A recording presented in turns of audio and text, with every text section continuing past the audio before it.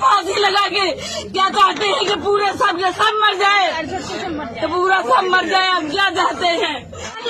हमारे समाज के ये हो के भी हम लोगों के साथ न्याय नहीं दिला रहे हैं, चाहे वो उप मुख्यमंत्री केशव प्रसाद मौर्य हो, चाहे संदीप शिक्षा मंत्री हो, सब ये केवल अपना देख रहे हैं, अपना फायदा देख रहे हैं, अपने समाज का नहीं देख। हम ओबीसी वालों को, एससी वालों के केवल वोट बैलेंस के लिए यूज किया जा रहा है। इस हिसाब से देखा जाए तो योगी जी के कहने पे ये लिस्ट आई और उसके बाद चुनाव हुआ, तो इसलिए हम लोगों को तो वहाँ पे इस्तेमाल किया गया केवल वोट के लिए। अगर वोट के लिए नहीं किया गया तो सर आज हम लोग विद्यालय में होते, हम लोग को नियुक्ति मिली होती। 24 का चुनाव आ रहा है। बिल्कुल सर, 24 का चुनाव आ रहा है, बनेगा आप लोग का ये बिल्कुल मुद्दा बनेगा सर। और हम लोग सड़कों पे जहाँ जहाँ भी इनकी रैलियाँ होगी वहाँ जाएंगे हम लोग, इनके खिलाफ अब हम लोग प्रचार करेंगे।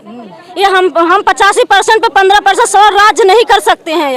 अब हम ओबीसी जागरूक है, एससी जागरूक है, बिल्कुल नहीं करने देंगे और अपना अधिकार लेके रहेंगे। जब तक नहीं देंगे अधिकार हम यही सड़कों पे तांडव करेंगे। कि जब तक ये ज्वाइनिंग नहीं देंगे हम लोगों को और ये सरकार जाके मॉडिफाई नहीं करवाएगी इस गलत आदेश का, या फिर अगर मॉडिफाई नहीं होता है तो जाए डबल बेंच।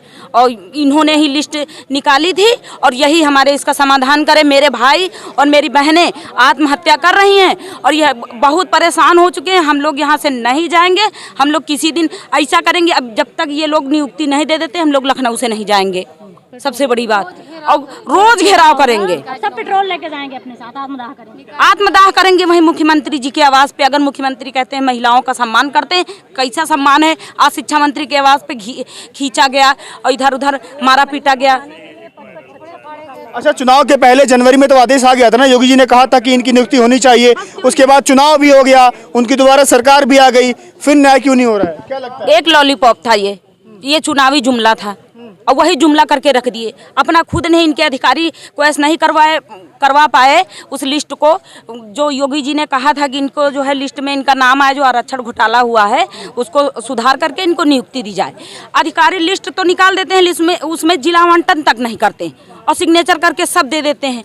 योगी जी की बात कोई नहीं मान रहा है? नहीं मान रहा है। कैसे अधिकारी हैं जो योगी जी का, माननीय योगी जी का आदेश नहीं मानते हैं? आज तक नियुक्ति नहीं दी और इनकी लचर पैरवी की वजह से अधिकारियों की जो है आज कोर्ट से गलत फैसला आया। और उन्होंने कहा कि एटीआरई पे बात, जज साहब ने कहा कि ओवरलैपिंग नहीं कर सकते। ओवरलैपिंग जब ये एटीआरई पे जब सुप्रीम कोर्ट का आर्डर है कि ये एक पात्रता परीक्षा है, तब क्यों ये सिंगल बेंच नहीं मानने के लिए तैयार है? इन्होंने गलत फैसला ओपी शुक्ला जी ने क्यों दिया?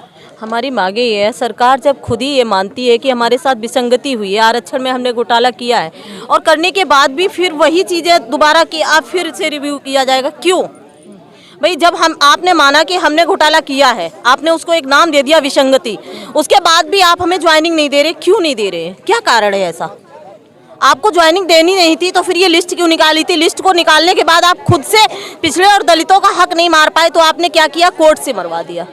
आपने कोर्ट में जाके ये मतलब एक जज के द्वारा ये सब लिखवा दिया। कि आपको लगता है कि सरकार ने पिछड़े और दलितों का हक मारा जा रहा है? बिल्कुल मारा जा रहा है। ये बीजेपी सरकार पिछले और दलितों की विरोधी थी, विरोधी है और विरोधी ही रहेगी।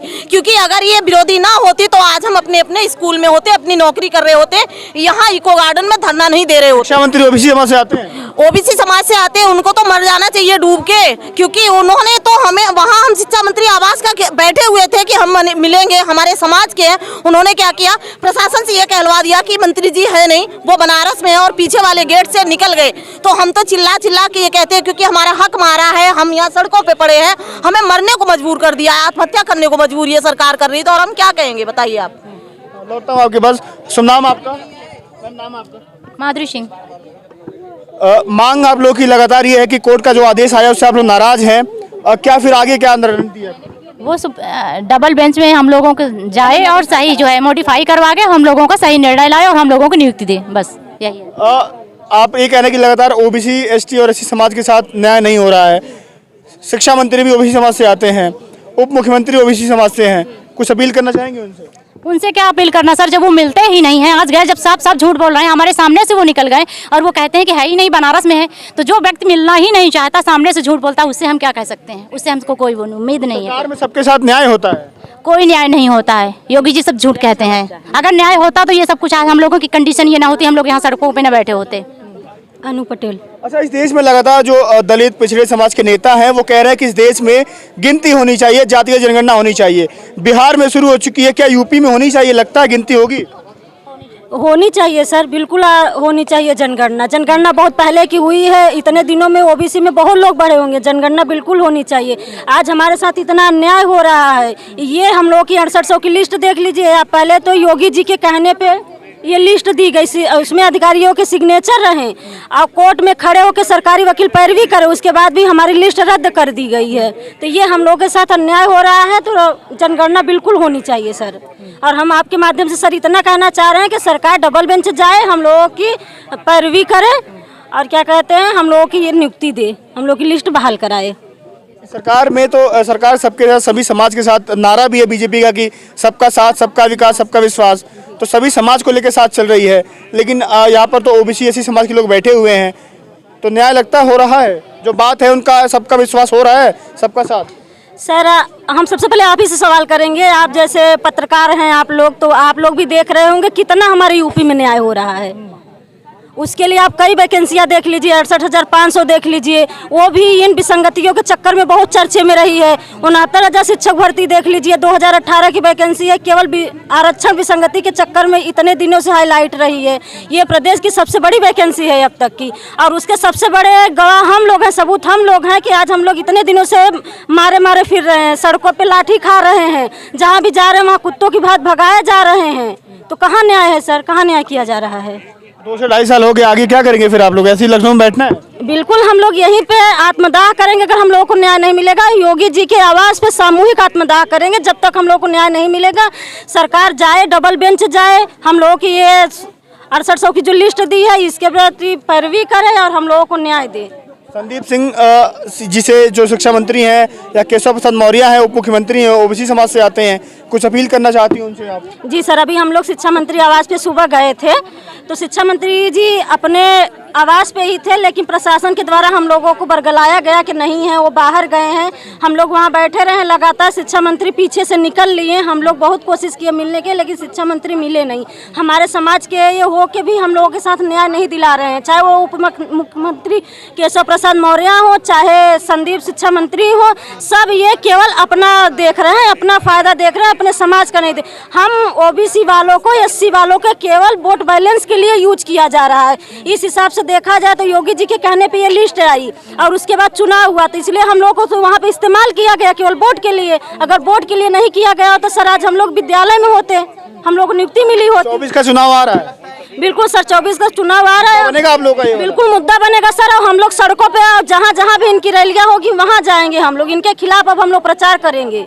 ये हम 85% पे 15% सवाल राज्य नहीं कर सकते हैं। अब हम ओबीसी जागरूक है, एससी जागरूक है, बिल्कुल नहीं करने देंगे और अपना अधिकार लेके रहेंगे। जब तक नहीं देंगे अधिकार, हम यही सड़कों पे तांडव करेंगे। आपने एक बहुत बड़ी बात कही है कि 85 और 15 की बात आपने छेड़ दी है। मैं बता दूं कि आज मान्यवर काशीराम जी की जयंती भी है। वो भी जब राजनीति करते थे, लकीर खींच के राजनीति करते थे। वो भी 15 और 85 की बात करते थे, और 15-85 की बात करने के बाद वो सत्ता में वापसी की थी उन्होंने। तो आज उनकी जयंती है और आप लोग यहाँ पर बैठ के आंदोलन कर रहे हैं, सरकार से न्याय की उम्मीद कर रहे हैं। उम्मीद है कि कुछ उम्मीद होगा, न्याय होगा? बिल्कुल, योगी जी एक बार जैसे हम लोगों की बात सुने थे और लिस्ट दिलवाए थे, वैसे ही आज हम उसी उम्मीद से आए हैं कि योगी महाराज हम लोगों के न्याय करेंगे, अपने अधिकारियों को निर्देशित करेंगे, अपनी तरफ से डबल बेंच भेजेंगे वकील हम लोग को न्याय दिलाने के। गिनती होनी चाहिए? जी सर, बिल्कुल गिनती होनी चाहिए। जी सर, बिल्कुल गिनती होनी चाहिए, क्योंकि भाई गिनती से जातिवाद होगा, जातिवाद फैलेगा। बात उसमें क्या होगा सर, जैसे जिस हिसाब से जनगणना होगी, जिस हिसाब से जनगणना होगी वैसे ही वो लोग नौकरी दें। ये प्रॉब्लम ही क्यों आए बार बार कि ऐसे बच्चों को सड़क पे भटकना ना पड़े। मैं यही चाहती हूँ कि जात जनगणना जरूर हो।